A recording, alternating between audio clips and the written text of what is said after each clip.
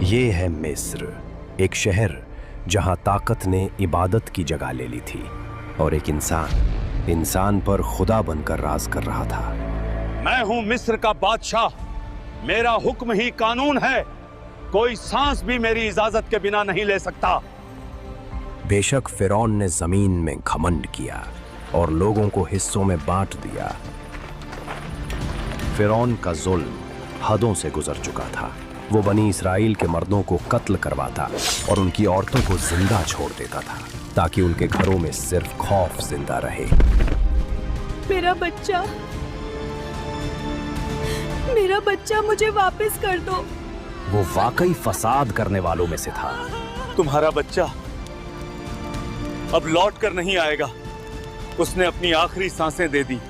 اور جب ظلم حد سے بڑھتا ہے تو اللہ اپنی قدرت سے تقدیر کا رخ بدل دیتا ہے۔ اس نے فیصلہ کر لیا تھا کہ وہ اسی مظلوم اور کمزور قوم کو اٹھائے گا تاکہ وہ اس تاج کو گرا دیں جسے فرعون نے خدا سمجھا تھا۔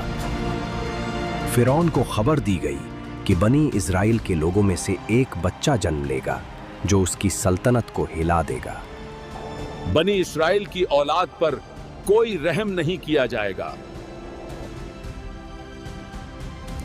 پھر وہ وقت آیا جب اللہ کی مرضی سے موسیٰ علیہ السلام کا جنم ہوا، ایک ایسے دور میں جب فرعون کا ظلم اپنے چرم پر تھا، اور موسیٰ فرعون کی حکومت کے لیے ایک بہت بڑا امتحان بننے والے تھے۔ اور ہم نے موسیٰ کی ماں کو ہدایت دی، جب فرعون کے لوگ آئیں گے تو اسے دریا کے حوالے کر دینا، ہم اسے تمہارے پاس واپس لائیں گے اور اسے اپنے رسولوں میں سے بنائیں گے۔ موسیٰ کی بہن دریا کے ساتھ چلتی رہی، چپکے سے، خاموشی میں، اور اسے خبر بھی نہ تھی کہ وہ ایک نبی کے قدموں پر نظر رکھ رہی ہے۔ اور یوں دریا نے اپنا سفر جاری رکھا۔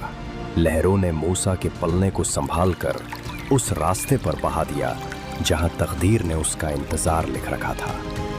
اور وہیں فرعون کے محل کے سائے میں آسیہ کی نگاہ دریا میں ایک پلنے پر ٹک گئی۔ اس پل ظلم کے محل میں پہلی بار رحمت اتری تھی۔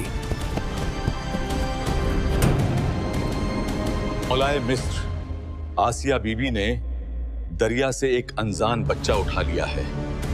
ایک بچہ دریا سے، کہیں یہ وہی تو نہیں جس کے ہاتھوں میری سلطنت مٹنے والی ہے؟